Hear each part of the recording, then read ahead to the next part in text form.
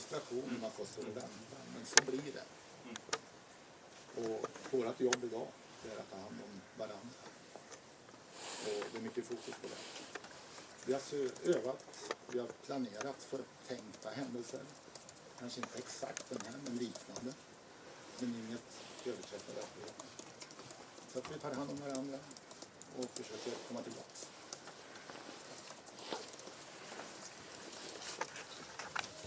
Ursäkta om det har mitt kan vi rikta den någon.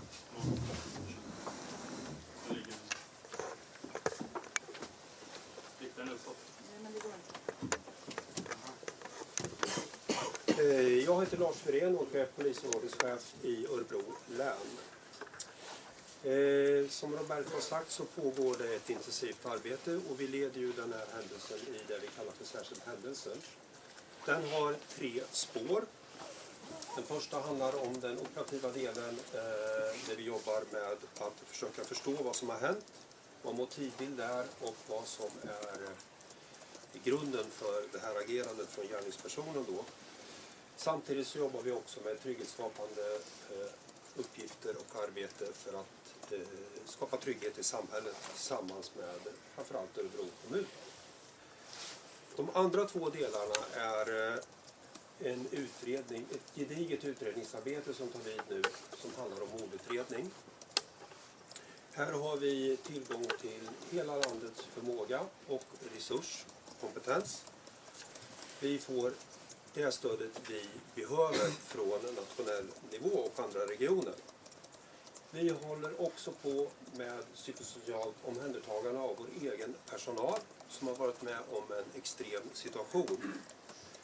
Långt fler än 100 medarbetare var involverade igår, indirekt eller direkt, och de behöver vi jobba med att omhänderta och ta om hand. Och det arbetet planerar vi och genomför både på kort sikt och på lite längre sikt. De 3 delarna består insatsen av just nu.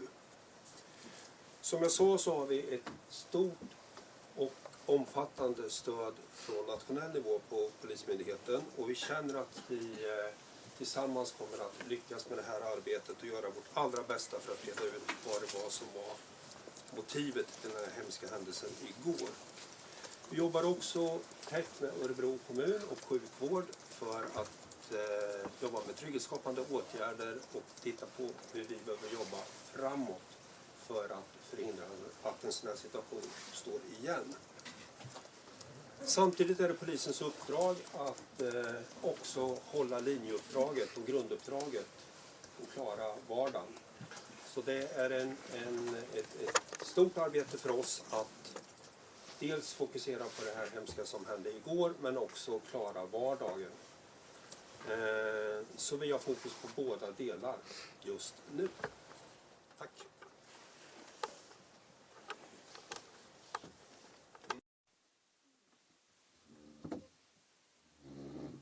Ja. Hur lång tid tog det innan polisen gick in i skolan från att första skottet avlossades? Jag har ingen detaljerad uppgift även idag kring den där du efterfrågar. Men det jag får till mig är att det ska ha gått väldigt fort. För att vårt syfte är ju att gå in och förhindra ett fortsatt dödligt våld. För det är 11 döda. Hade man kunnat förhindra att så många dog? Ja, men det här är ju givetvis någonting som vi får återkomma längre fram. Det är ju en händelse som inträffade igår. Så att det får vi i så fall återkomma till när utredningen är klar. Om det är någonting som vi också kan göra annorlunda längre i framtiden. Och varför tog det så lång tid innan man bekräftade antalet döda igår? Nej, men det har att göra med att skolan har väldigt stora lokaler. Det tog väldigt lång tid att söka igenom, att säkerställa att vi inte hade fler skadade. Men också på det stora skadeutfallet som ändå blev. Det är därför.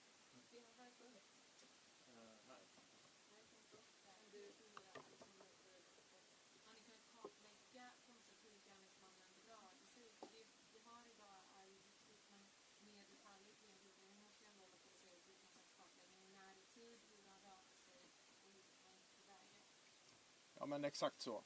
Den kartläggningen är ju en viktig pusselbit i det fortsatta utredningsarbetet. Den är inte klar, men den är ju definitivt påbörjad och vi håller på att skapa oss den bilden just nu. Har ni hunnit gå igenom dator och mobil och kommit fram till vilka som är? Nej, men det är också en del i det stora analysarbetet. Jag kan inte säga i detalj på vilka eventuella telefoner eller något annat som är genomgånget, men det är också en del i det fortsatta utredningsarbetet. Och Simon, ni har ju tidigare sagt att det inte var något terrormotiv eller hur vet ni det? Nej, men dels handlar det om att det vi vet för stunden handlar det också om. Och det var väldigt noga med att informera att det här är en lägesbild som kan komma att förändras. Den har inte förändrats, utan det vi fortfarande tror är att det är en ensamagerande och att just kring vilka motiv som finns, det kommer vi återkomma till. Och vad kan du säga om hans historia hos myndighet i Sverige? Ja, men det jag kan säga utifrån eventuell historik från polisens sida så är det ju en person som har varit okänd för oss. Och andra myndigheter? Det får du fråga andra myndigheter, för det har inte jag koll på. Ja. Ropstad fra TV 2 Norge. I går så nevnte dere mordbrann. Ja. Og det har jo også blitt beskrevet i svenske medier om bruk av granat. Hva kan du si om det? Ja, men den uppgiften jag har är att det inte ska vara en utvecklad brand utan någonting annat som har skapat någon form av rökutveckling. I samband med det så hade vi också 6 stycken poliser som fick uppsöka sjukvård för hade andats in den här röken då. Men de är lyckligtvis tillbaka ifrån sjukhuset då. Men har det med mordbrann noe å gjøre med at det är svårt att identifiera? Nej, det är min uppfattning att det inte är, utan vad den rökutvecklingen bestod i och vad den berodde på, det kan inte jag svara, mer att konstatera att det var någon form av rökutveckling. Niklas Svensson, Expressen. Jag har en fråga som jag ställde igår också om gärningsmannen. Har han haft någon kontakt med psykiatrin? Jag har ingen sån uppgift, vare sig det är andra myndigheter eller psykiatrin. Så att det har inte jag. Jag frågade också om vapenlicenser. Har han sådana? Jag kommenterar inte om det är så att mer kring den här personen. Och det har att göra med att identifieringsarbetet också fortgår för alla avlidna. Och den som vi misstänker är ju en utav dem. Så att det ber jag få återkomma till. Menar du att alla offer inte är identifierade? Ursäkta? Menar du att alla offer inte är identifierade? Inte fullständigt, nej. Ni sa ju tidigt att nu i natt det inte rörde sig om ett ideologiskt motiv. Hur kunde ni veta det så tidigt? Har han lämnat efter sig något brev eller manifest eller så? Ja, men som jag sa till din kollega här så är det ju någonting som det här är ju en föränderlig lägesbild. Och den information vi gav då är ju fortfarande gällande. Och det har att göra med att vi inte har hittat några sådana motiv än så länge. Men det kan ju komma att förändras. Ju fler döda än skadade i den här eller attacken. Hur kommer det sig att den har liksom blivit så dödlig? Nej, men det är ju helt uppenbart att vi har haft en motiverad gärningsperson med ett skjutvapen, ett dödligt vapen. Är det ett skjutvapen som används? Det kan inte jag svara på, det vet inte jag. Det förekommer att de har 2 vapen på sig. Vi gör så här att Precis. Har du ställt dina frågor klart? Så du ville ställa, för det var din tur. Är alla omkomna bortförda från skolan? det är en uppgift som inte jag har än så länge, om det är så. Hur jobbar ni på skolområdet just nu?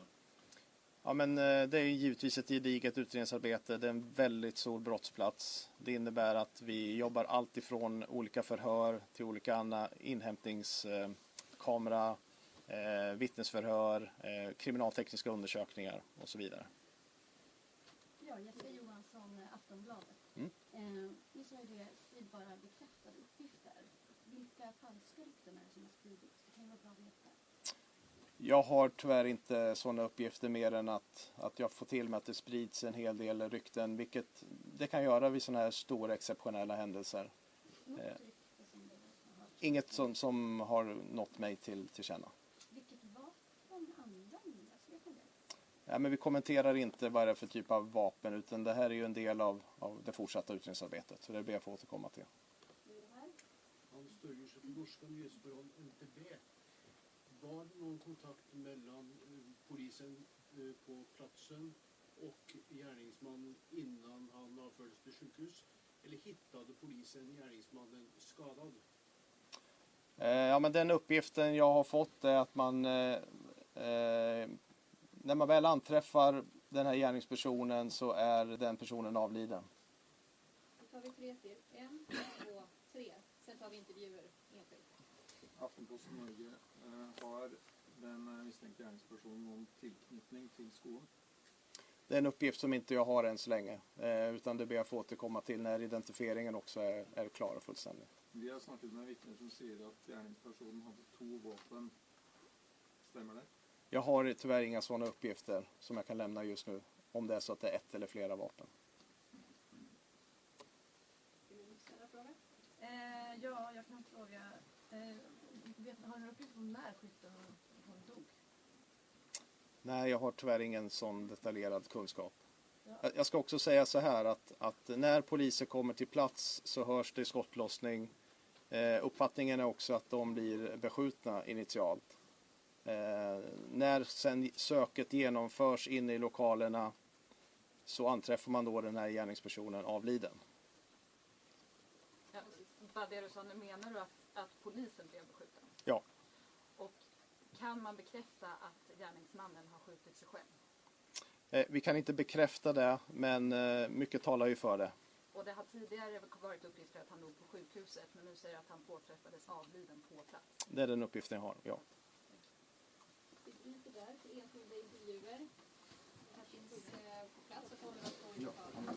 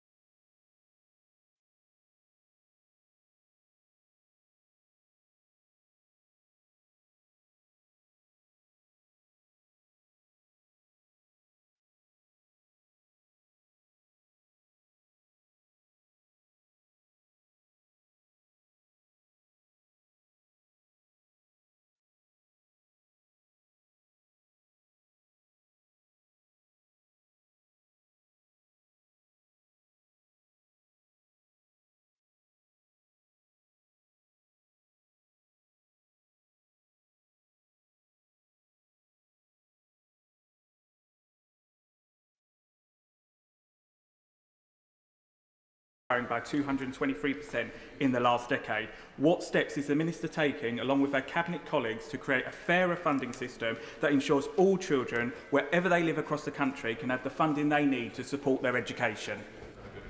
Secretary of State. Thank you, Mr Speaker. I do recognise the honourable gentleman's interest in this area and the interest from members right across this House in the urgent need to reform the SEND system.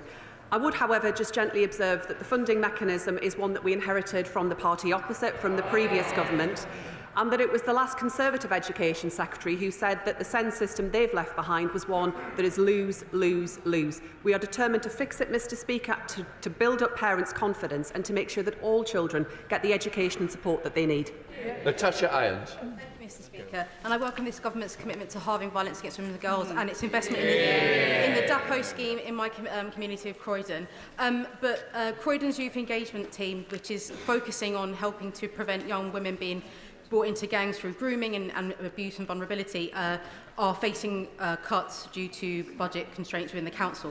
So what more can the government do to support local communities and local councils to prevent young women being dragged into grooming gangs and things like that? Secretary of State.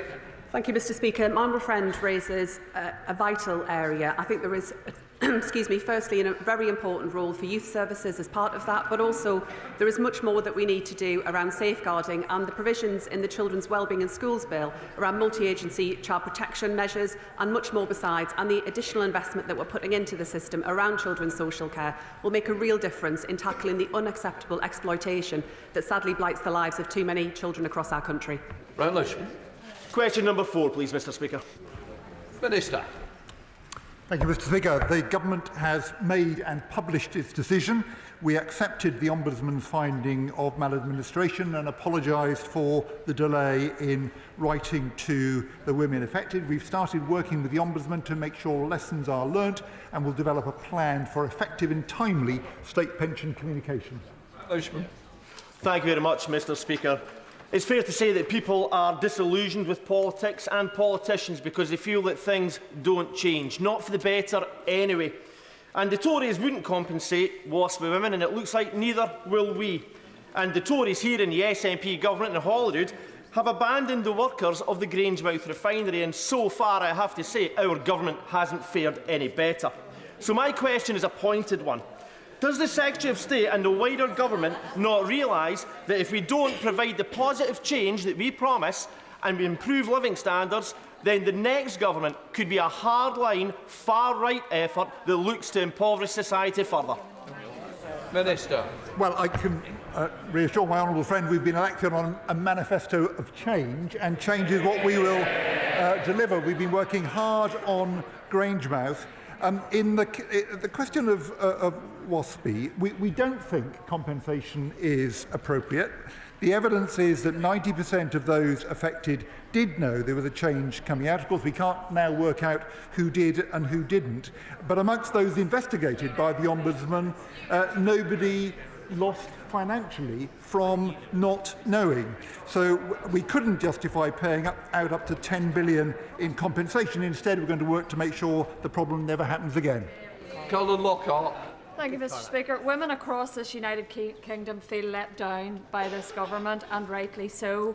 What will the Minister do to reassure those women by he needs to put action to his words and support these women who have been wronged for so many years right across this United Kingdom?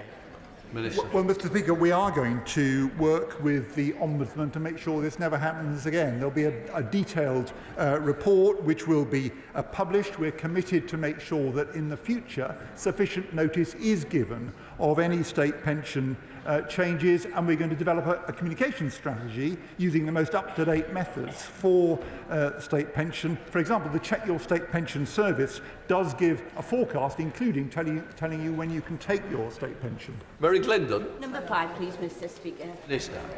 Thank you, Mr Speaker. This government is steadfast in its commitment to protecting single-sex spaces and committed to ensuring that services feel confident in providing them with better guidance. The AHRC will publish the revised code once it's finalised the draft and it has been approved by ministers. That follows the AHRC's consultation, which has now closed. Mary Glendon. Thank you, Mr Speaker. The Government has recognised there is confusion or lack of awareness about the Equality Act single-sex exceptions and how to apply them in practice. So does the Minister agree that the updated AHRC statutory code is needed as soon as possible to make it explicitly clear that the Act provides for single-sex services for biological women? Thank you, Mr Speaker. It is vitally important that service providers have clear guidance about the Equality Act. The AHRC has already published non-statutory guidance on the legislation for separate and single-sex service providers, and the new government has also acted to underline that single-sex refuges, for example, are fully legally compliant, as I emphasised when I visited such a refuge in September. Thank you. Ms Jarvis. Question number 6, please, Mr Speaker.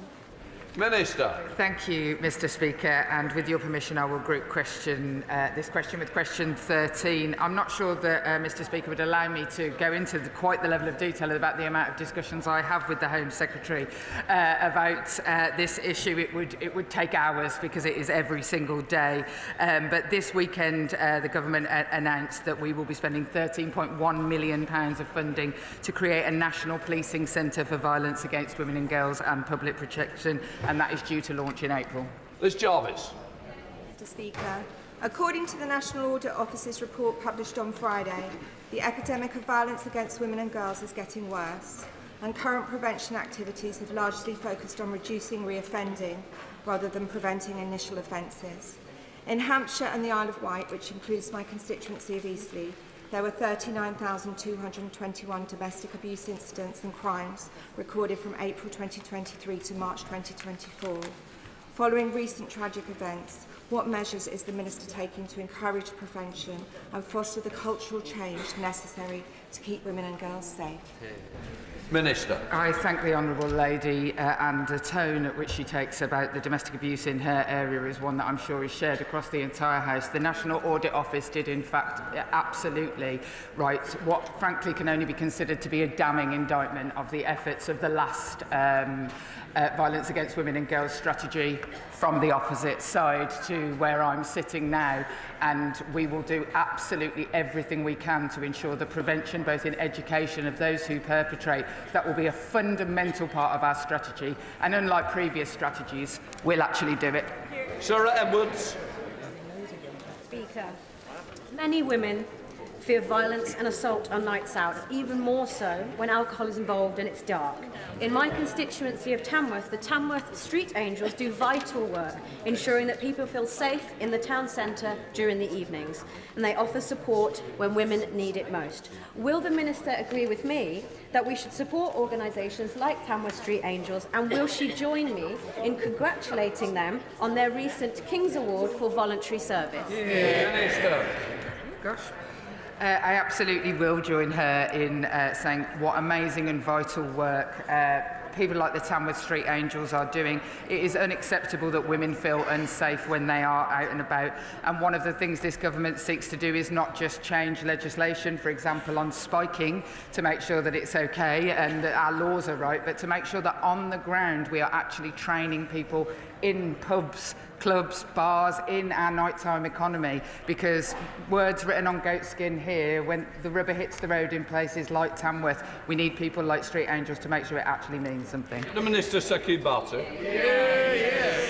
Thank you, Mr Speaker. 3 weeks ago, the Government announced 5 local inquiries into rape gangs, which crucially cannot compel witnesses to give evidence. We still don't know where all of them will be, and we don't know how those towns will be chosen. As Charlie Peters from GB News originally reported, there are 50 suspected towns where grooming gangs are suspected to have operated. Does the Minister recognise that the failure to announce a meaningful national statutory inquiry means women and girls from across the country who won't be from those 5 selected towns will be denied justice, a fair hearing? And if the victims want a national statutory inquiry, why doesn't she? Minister. I have spent time with the victims that he speaks about. In fact, I will be going to see some more of the victims from around the country. I speak to these victims every single week, week in, week out. unlike, I have to say, many of the people sat opposite me. And what I would like to say on this particular issue is that absolutely nothing was done previously to try and get to the truth in some of these towns. And we will absolutely do whatever we can to root out, as everybody in this House wants to see, while some of us wish to use it for political ends, an end to this particular crisis. We will be opening. We have offered to open up cases and have set the task force to do exactly that with any victim who wishes to come forward. We come to Topicals, Joe Morris. Clock on one, Mr. Speaker. Secretary of State.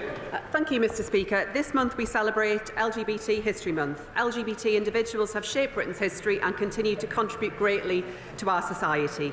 We are also celebrating Race Equality Week and our commitment to raising living standards for everyone, putting more money into people's pockets through measures like ethnicity pay gap reporting.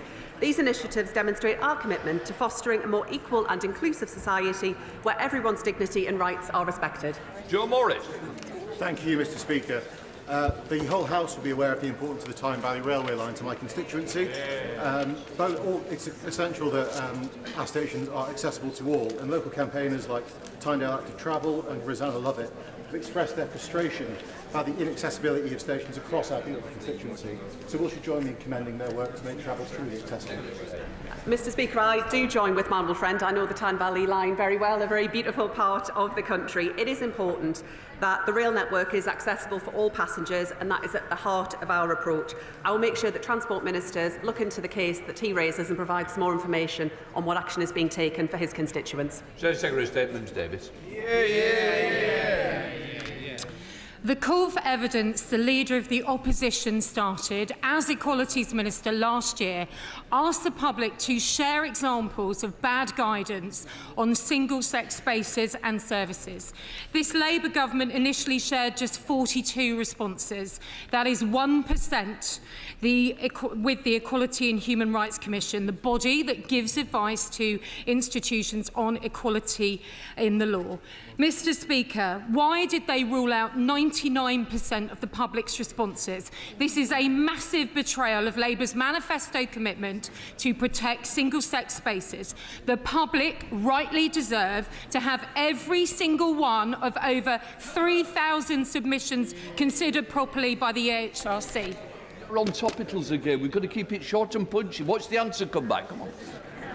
Mr. Speaker, the previous government's scope was narrow. We are taking action to give all providers the assurances that they need that single-sex spaces can be provided. I have met with the EHRC on this point. I have written to the EHRC on this point, and I will take no lectures from the party opposite on single-sex spaces when the use of mixed-sex hospital wards increased on their watch. Thank you. Mr. Speaker, my living wage intern starts next week, just as a Sutton Trust report shows that internships are a critical entry point for careers, but that working class graduates are 20 percentage points less likely to complete an internship than their wealthier peers, and that most internships are never advertised. So what is my right honourable friend doing to ensure that career success is based on hard work and talent and not your parents' social networks?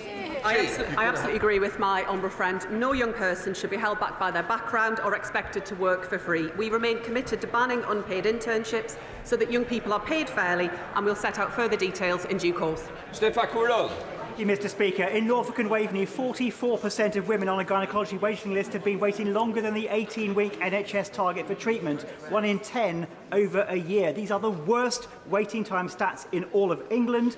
So can the Minister tell me what conversations she's had with the Health Secretary to make sure that women in North Norfolk will no longer be left behind? Minister. Thank you, Mr. Speaker. We've had many conversations with the Health Secretary on this because it's unacceptable that women were let down because of the lack of action by the previous government. We're overhauling women's healthcare, placing women's equality at the heart of our agenda. That includes investing an extra £26 billion in the health system. Thank you. Speaker, working class boys in the North East are being held back by an attainment gap that's based both on gender as well as income. The previous government had no strategy for dealing with such attainment gaps. What will this government do? Will you commit to a strategy on this? Mr Speaker, I agree with my honourable friend. It is disgraceful that the attainment gap rose under the last government, and I won't rest until we deliver for kids from communities like ours. I agree it's not good enough that only 1 in 5 disadvantaged white British boys achieve grade 5 or above in maths and English at GCSE. We are determined to turn this around. We are investing more in our schools and in driving up school standards. Ellen Maguire. What steps is this government taking to improve female representation in all areas of sport, not just on the playing fields, but also in the commercial side of sport, including advertising, management and merchandise? I'm grateful to the Honourable Lady. She raises an important issue. We do need to make sure that there is diversity where it comes to representation in sport at all levels, and I'd be happy to look further into the issues that she has raised today.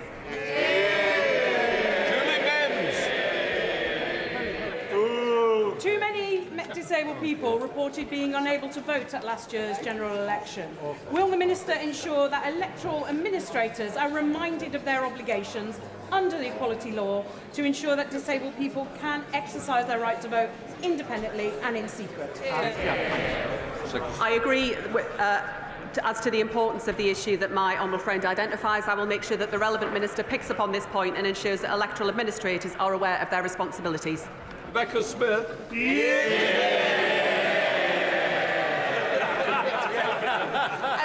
The government has a long-standing position that it does not engage with the Muslim Council of Britain. So why did the Disability Minister decide to breach collective responsibility to attend a recent dinner hosted by the MCB? The government's position in terms of relations with the MCB has not changed. Thank you. Thank you, Mr Speaker. It's the beginning of LGBT History Month. Trans people across the UK are struggling to access healthcare and finding it difficult to go about their lives with dignity, as their identity comes under constant attack from powerful people across the world. Progress cannot be taken for granted. So can the Minister please reconfirm the government's commitment to the entire LGBTQ+ community and outline what steps are being taken to engage with LGBT people in the UK? Sorry, please don't do that, because I've got to get... No, it's no use shrugging your shoulders at me. I've got to get other members. If you don't want other colleagues to get in, please tell them I do. Secretary of State. Mr Speaker, we remain steadfast in our support for all LGBT people. It is essential that they are safe, included and protected from discrimination. Richard Alden, final question. Indeed, Mr Speaker. Does the Minister consider incredibly high rates of first cousin marriage in certain communities of up to 100 times that in the general population, an equalities issue, and what discussions has she had with the Ministry of Justice about it? Mr Speaker, we continue to keep these matters under review. We are looking carefully at the Law Commission's report into marriage, published in 2022, and we will respond in due course. We now come to Prime Minister's questions. Dr Neil Hudson. Question number 1, Mr Speaker. Brilliant. Prime Minister. Thank you, Mr Speaker. I know the whole House will be appalled by the death of a young boy in Sheffield on Monday. Our hearts go out to his family and his loved ones. Knife crime blights our communities, and we redouble every step to ensure that young people are kept safe. Mr Speaker, on Monday I met other European leaders in Brussels to discuss vitally important focus on security and defence in a volatile world. I'm determined to reduce barriers to trade, making it easier for businesses to do business, and ensuring a better relationship with our European partners delivers for the British people. Mr Speaker, this morning I had meetings with ministerial colleagues and others in addition to my duties in this House. I shall have further such meetings later today. Dr Neil Hudson. Thank you, Mr Speaker. Sadly, suicide is the biggest killer of young people under 35. Andy Airy, Tim Owen and Mike Palmer are the 3 dads walking. They each tragically lost their precious daughters, Sophie, Emily and Beth, to suicide. And they have campaigned tirelessly for suicide prevention to be included in the school curriculum in an age-appropriate way. We met with the previous Prime Minister in Downing Street, and suicide prevention was added to the RSHE curriculum guidance for consultation last year. I know the Prime Minister has met the 3 dads and supports their campaign, but sadly progress has stalled. Please, would the Prime Minister meet with me and the 3 dads so that we can finally get this over the line and ultimately save young lives? Minister. Well, can I thank him for steadfastly raising this really important issue, particularly during Children's Mental Health Week. I have met the three dads walking. They're inspirational. Their courage is extraordinary. And as the father of young children, I don't know how they're able to campaign in the way that they do. I'm not sure I would be able to do so. So, of course, I can assure him that I will meet them again and push this agenda, really important agenda, forward. Yasmin Qureshi.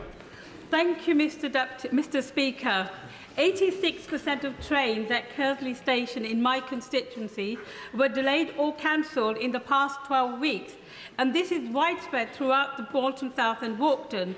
My constituent Sophie, who commutes from Walkden to Manchester, recently told me almost every day at least one peak time train is cancelled, and when the train finally turns up, it's overcrowded. Recently, she was stranded for hours after constant cancellations because the train crew were unavailable. Can the Prime Minister ensure my constituents that this government is committed to building reliable railways after 14 years of Tory chaos? Yeah.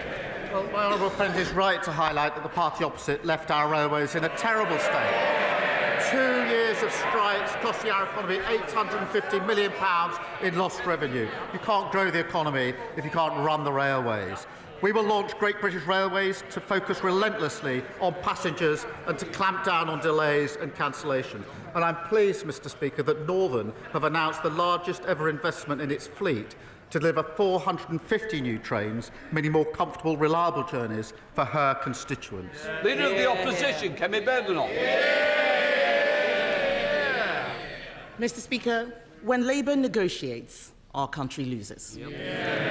Yesterday, we heard the government offered £18 billion for Mauritius to take our territory in the Chagos Islands. This is money that belongs to our children and their children. This is an immoral surrender, so North London lawyers can boast at their dinner parties. Mr. Speaker, when Labour negotiates, we all lose. Sometimes they don't even bother.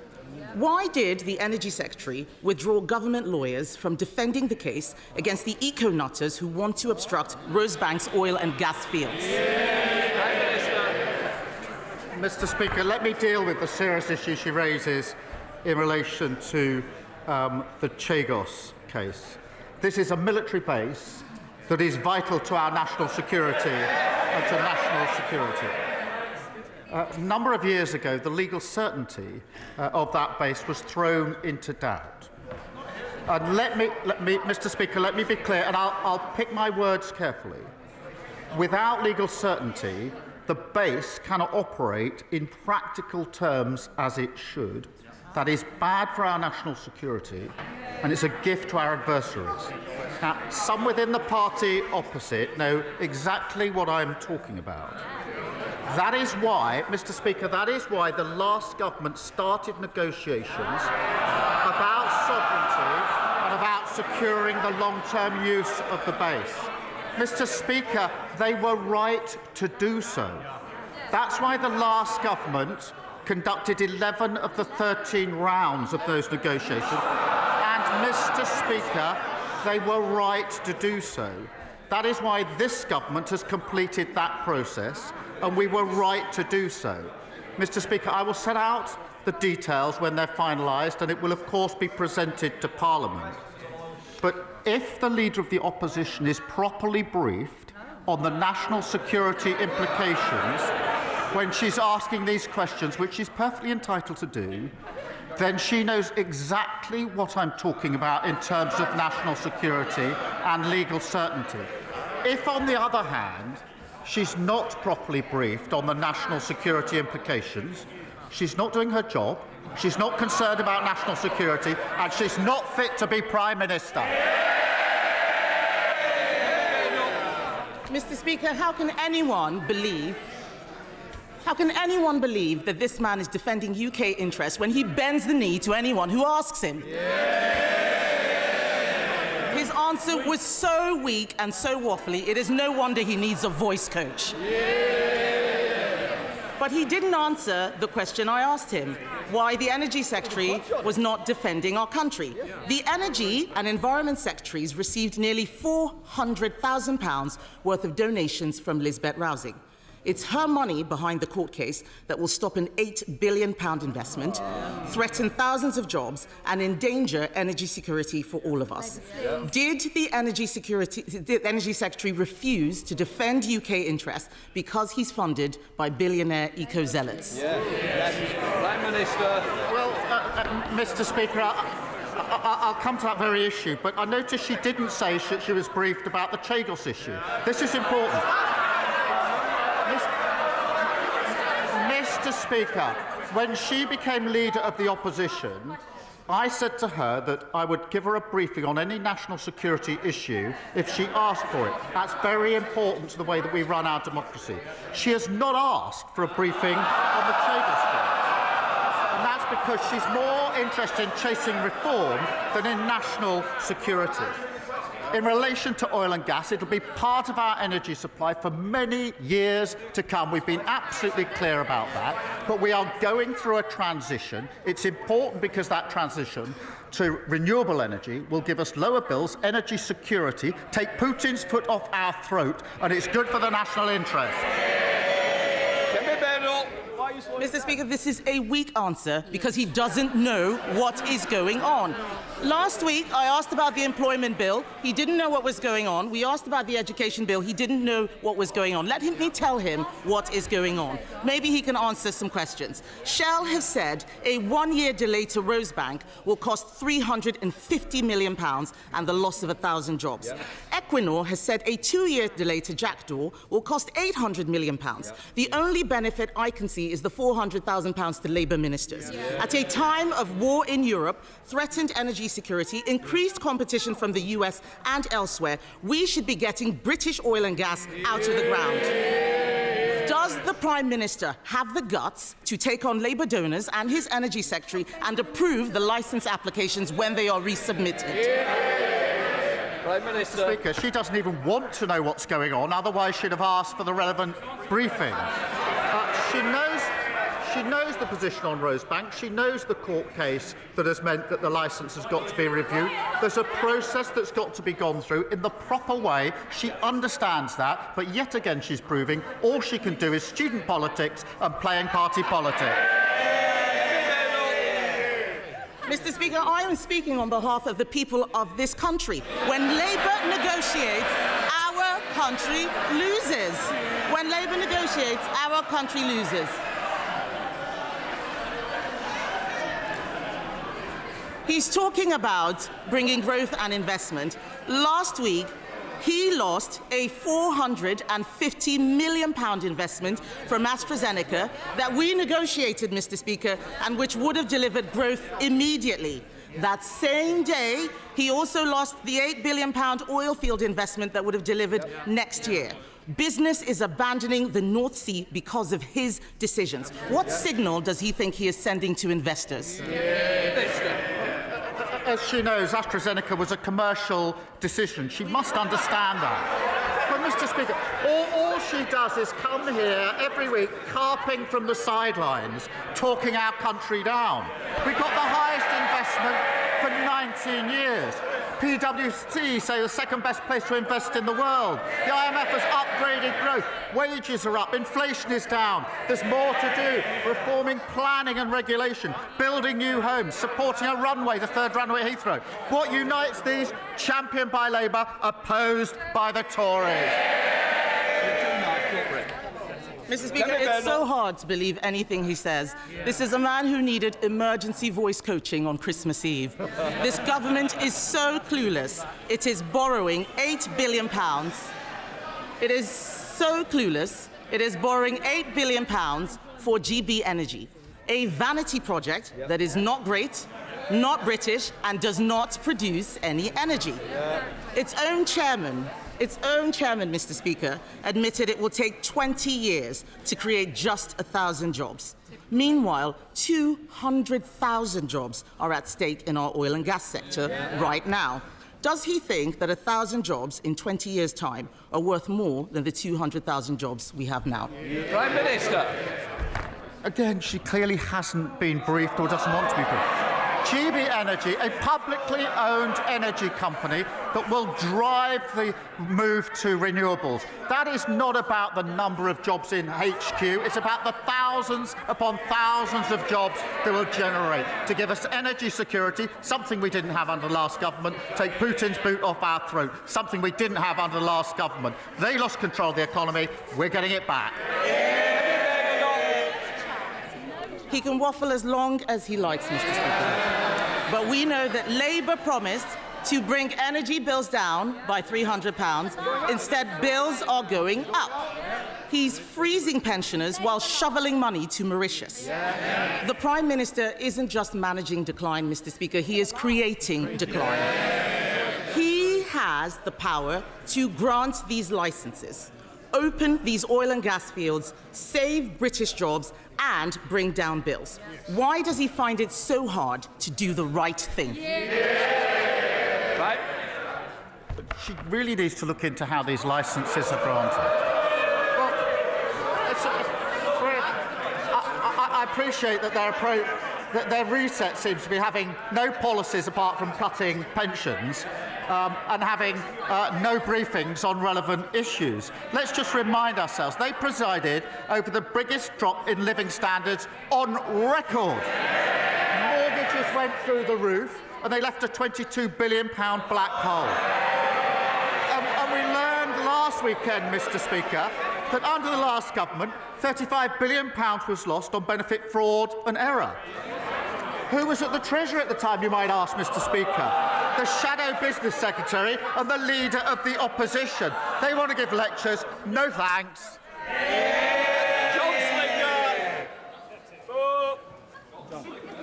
Thank you, Mr. Speaker. Thank you, Mr. Speaker. The honourable member for Clacton says that his party is, and I quote, open to anything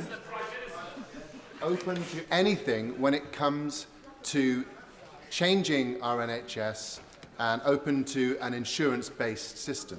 So can my right honourable friend confirm that under a Labour government, the NHS will be there for everyone when they need it, not having to worry about the bill?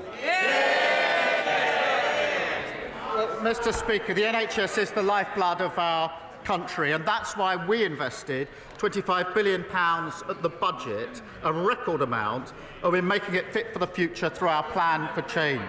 What a contrast with Reform, whose leader has said that those who can afford to pay should pay for our healthcare.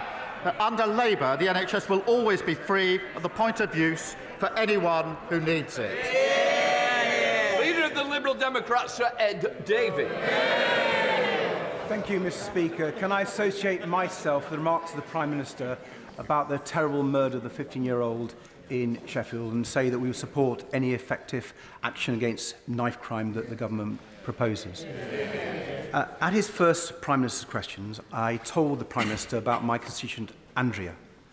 A full-time carer for her mother, Andrea is one of thousands of carers caught up in the carers allowance scandal, hounded by the DWP for repayments. The Prime Minister accepted there was a problem and set up an independent review, and we welcomed that. But 2 months after the announcement of the review, Andrea received a letter summoning her to a tribunal next week. Her mother's health has been deteriorating. She's had to go in a care home. This is the last thing Andrea needs. So will the Prime Minister step in and do the right thing and cancel Andrea's tribunal and all proceedings against carers like Andrea, at least until the review is concluded? Prime Minister. Mr. Speaker, we set up the independent review, and I know he welcomes that and it was the right thing to do. I don't know the details of Andrea's case, but I will certainly, if he provides them to me, make sure that we have the details and look into what's happened in her particular case. Sir Ed Davey. I'm grateful for that reply. The Secretary of State for DWP wrote to me and wasn't interested in engaging, so I hope the Prime Minister will. Mr. Speaker, turning to foreign policy now, last night many of us were alarmed to hear President Trump speak about forcibly displacing 1.8 million people from Gaza. The Prime Minister has spoken to the President on several occasions now. Does he personally believe that Trump recognises the dangers of statements like this to the fragile ceasefire in Gaza, and indeed to the security of both Palestinians and Israelis. I'm glad that the Foreign Secretary has confirmed that the government's position is still a two-state solution. I think that has support on all sides of the House. But will he reassure the House that this position and our concerns on these dangerous statements from the President will be communicated to the White House directly and firmly? Yeah. Minister. Well, Mr. Speaker, you raised a very important issue. The most important issue on the ceasefire is obviously it's sustained. We see it through the phases, and that means that the remaining hostages come out and the aid that's desperately needed gets into Gaza at speed and at the volumes that are needed. I have, from the last few weeks, two images fixed in my mind. The first is the image of Emily Damari reunited with her mother, which I found extremely moving. The second was the image of thousands of Palestinians walking, literally walking through the rubble to try to find their homes and their communities in Gaza. They must be allowed home. They must be allowed to rebuild, and we should be with them in that rebuild on the way to a two-state solution. Patricia Ferguson. Thank you, Mr. Speaker. The announcement of a third runway at Heathrow is obviously a massive boost to growth in the economy. Does my right honourable friend agree with me that it is important that the economic boost is spread around the UK? And will he therefore agree to ask the relevant minister to meet with me and other Glasgow MPs and with the Chamber of Commerce to discuss the possibility of a new supply chain hub being created in the city where materials for Heathrow's expansion could be reassembled? Prime Minister. Well, Mr. Speaker, she's right. The new runway at Heathrow can boost economic growth across the whole of the country. It would boost the economy by billions and create over 100,000 jobs across the UK, with 60% of the economic benefits outside London and the South East. It is, Mr. Speaker, good for Scottish passengers and Scottish businesses, particularly Scottish salmon, which is the #1 export passing through Heathrow, worth £970 million over the last 5 years. I'll obviously happily make sure that she gets a meeting with the relevant minister. Nigel Farage. Thank you, Mr. Speaker. If I can assure the honourable member for Rugby that Reform want healthcare to be free at the point of delivery.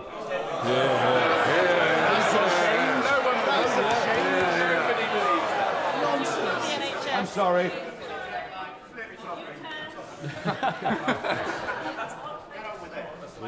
I'm sorry, Mr. Speaker. There appears to be some panic on that side of the House. I'm not surprised. To ask the Prime Minister, I'd like some advice, please. What do I say? Oh, they really are panicking, aren't they?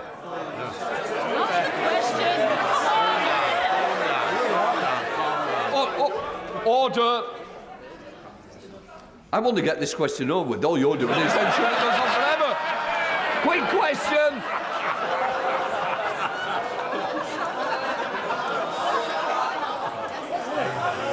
To ask the Prime Minister for some advice, what do I say to 25,000 constituents in Clacton, including...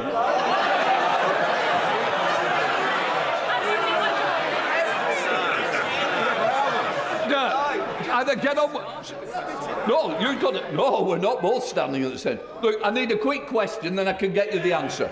Come on. What do I say, Prime Minister, to 25,000 constituents in Clacton, including 99-year-old Jim O'Dwyer, who flew a full set of missions on Lancaster bombers as tail end Charlie, as they're losing their winter fuel allowance, feeling the pinch, whilst at the same time we're prepared to give away a military base and pay £18 billion for the privilege of doing so. Mr. Speaker, he talks of panic. The only panic is people using the NHS who know that under his policy he wants to charge them for using the NHS. And what he should say to the people of Clacton when he finally finds Clacton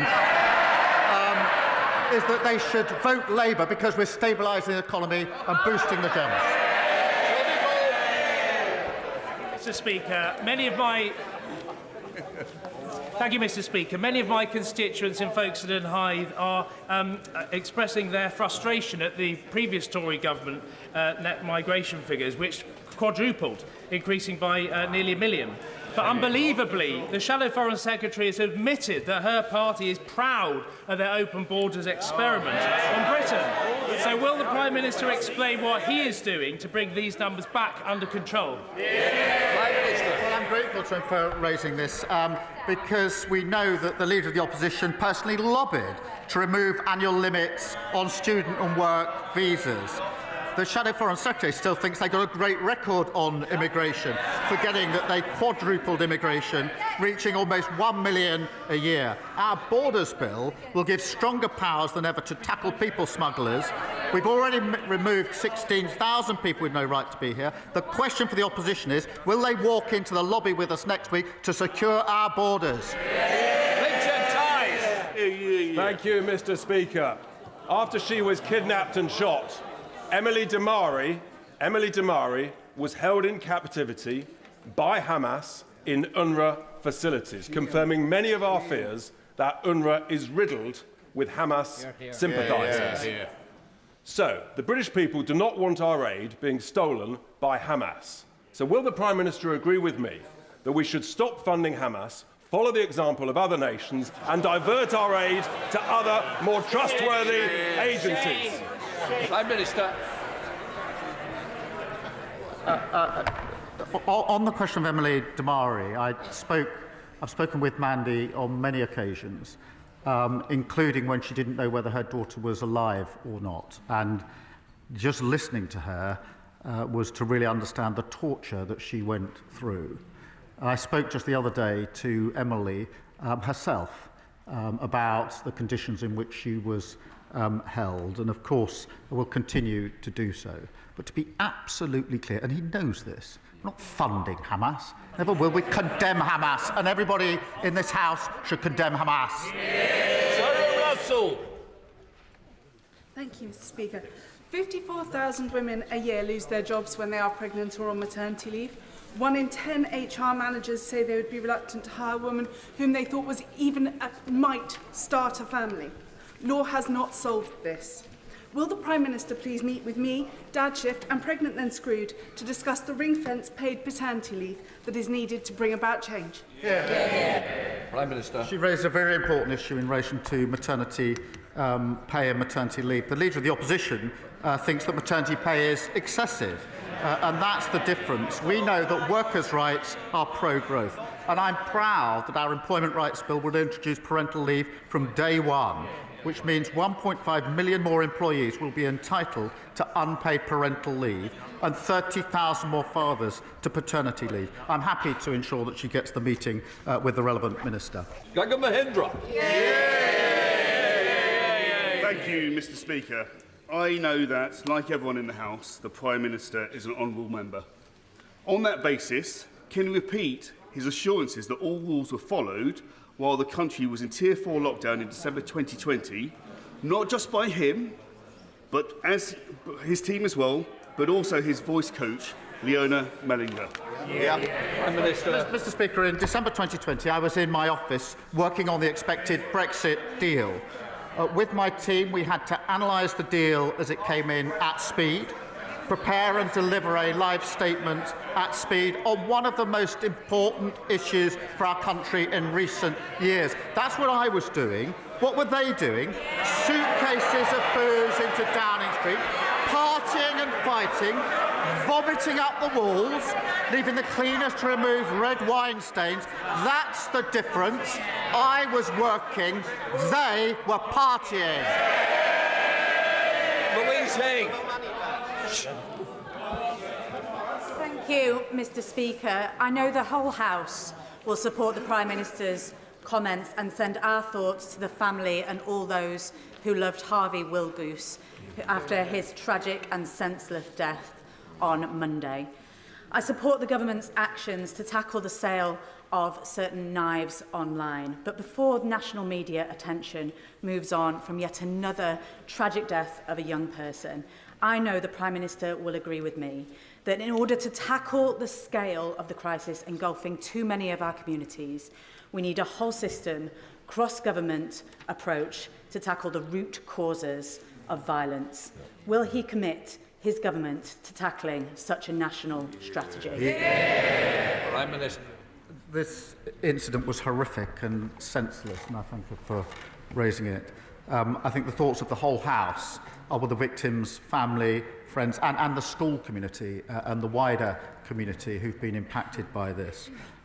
We're all grateful to the first responders, the police officers and the medical staff who attended the scene, and it's right that South Yorkshire Police are given the time and space to carry out their investigation. We do need to do everything we can to bear down on knife crime. It is too easy to get knives online. It's too easy to carry knives without proper consequences. And that's why we've made it an absolute priority in government. And I hope it's a cross-party issue to absolutely bear down on knife crime. James McCreary. Thank you, Mr. Speaker.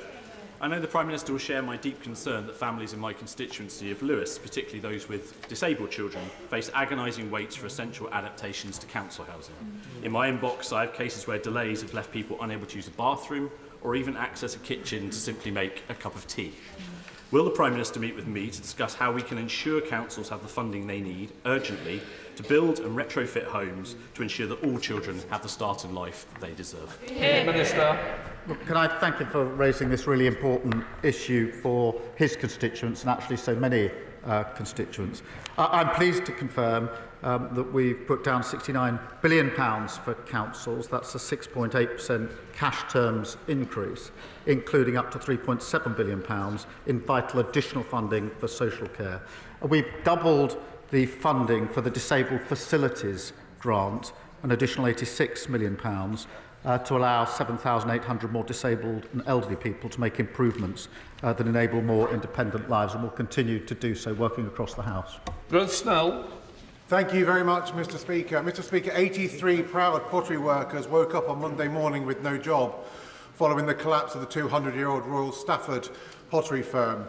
It is a crisis in our ceramics industry. Escalating prices for energy and fake and foreign imports is causing a real problem.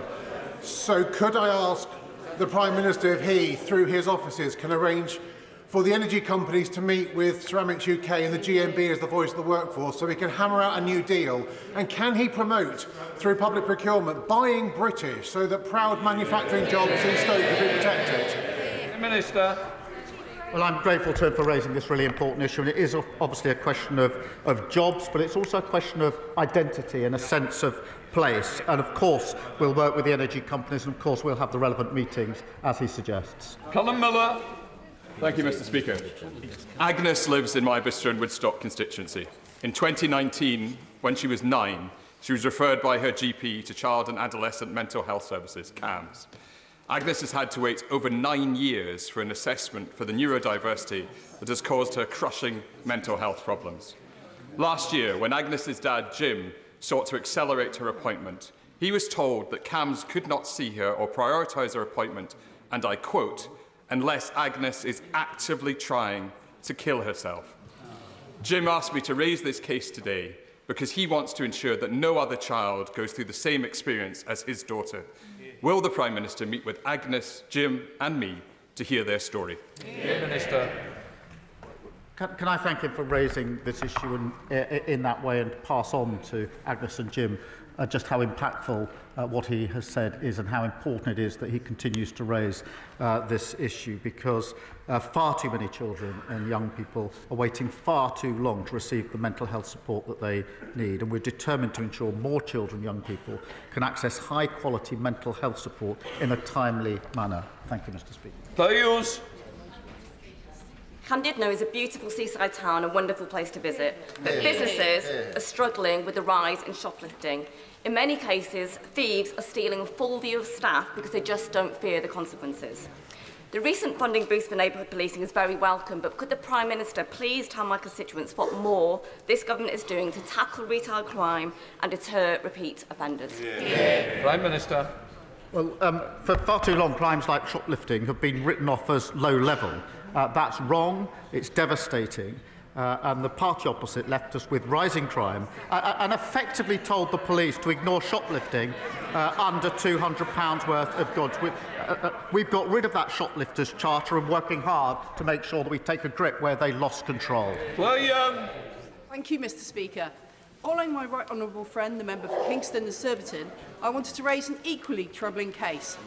My constituent retired from the police force to care for his wife, working a part-time job to help pay the bills.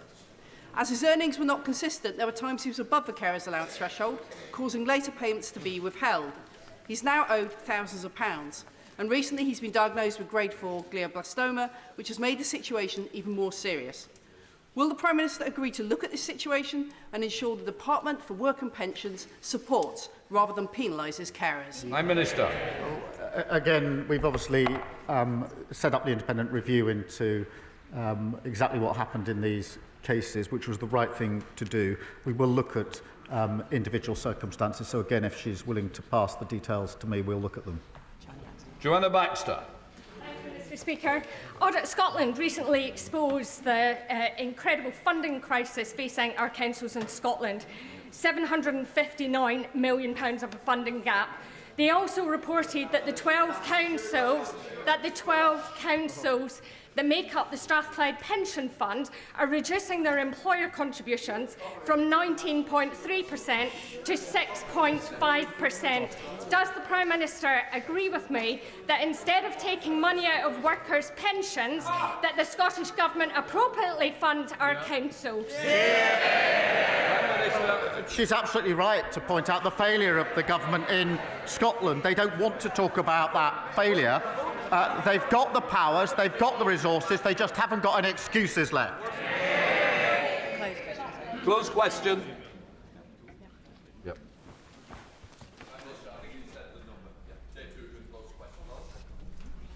The honourable member asks about visiting Scotland. As he knows, my first visit as a Prime Minister, within days of becoming Prime Minister, was to Scotland, where I met the First Minister.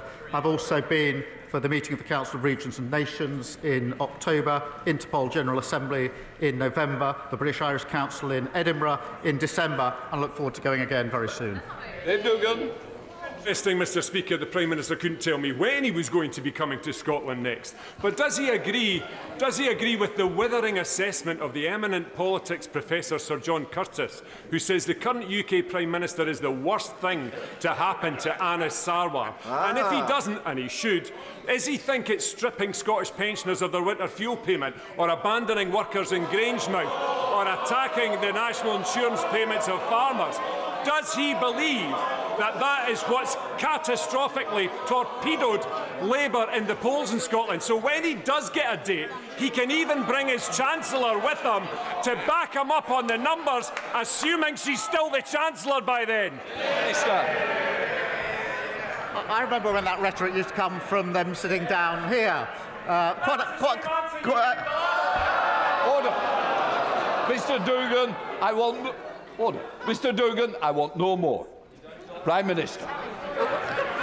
He has to shout, Mr. Speaker, because they're so far up there, so few of them, that they can't get heard without shouting. My constituent Matthew and his mum Catherine, alongside Emma Murphy and Janet Williams, have campaigned for many years to get compensation for families affected by the epilepsy drug sodium valproate.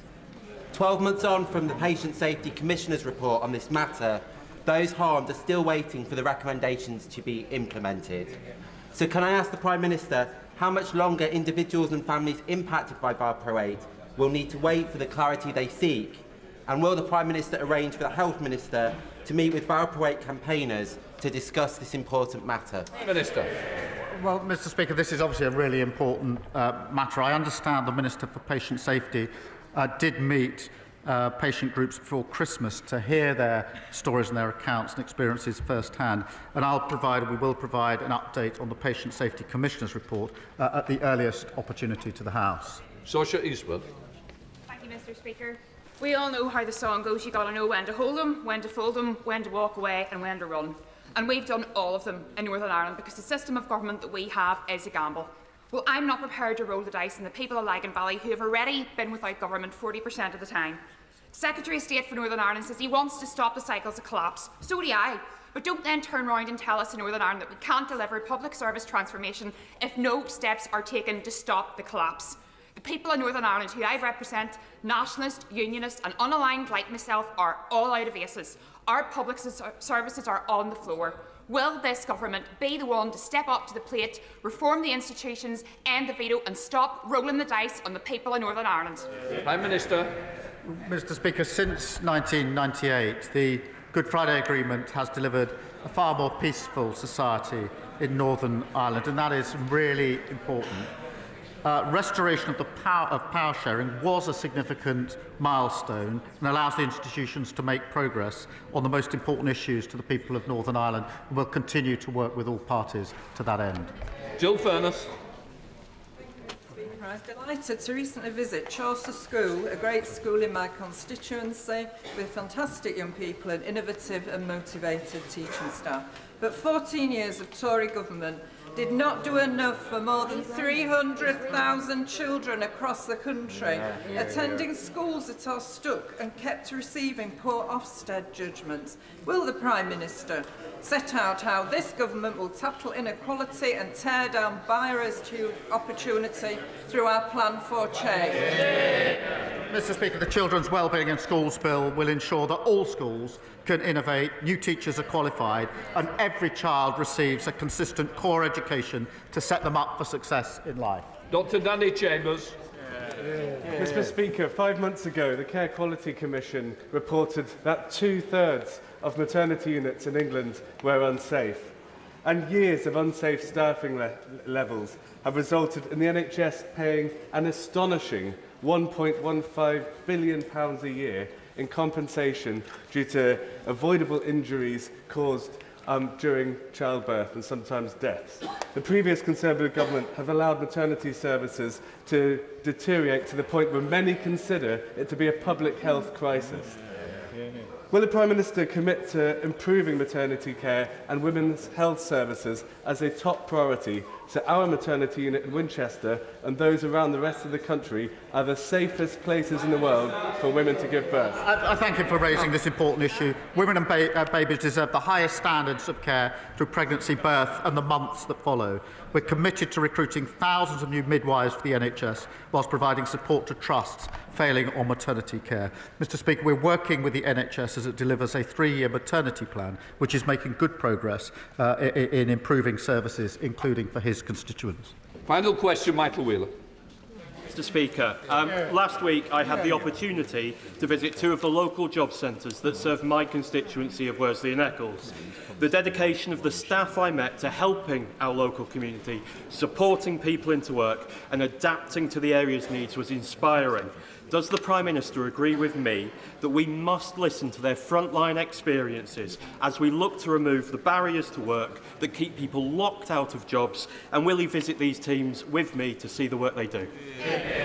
Well, I thank him for his question. Our Get Britain Working White paper sets out the biggest reforms to employment support in a generation, backed by £240 million of investment. And through our plan for change, we'll boost living standards, more secure, rewarding jobs to make work pay. Thank you, Mr Speaker. That completes Prime Minister's questions.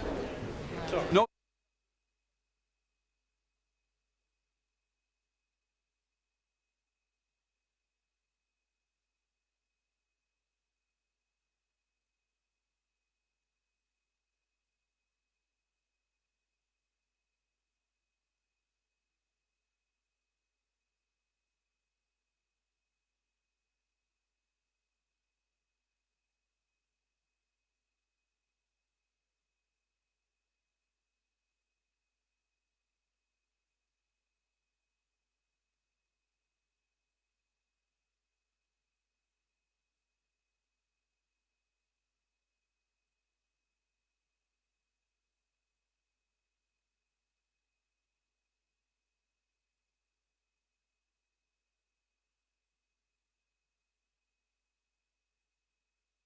Right, we now come to the urgent question.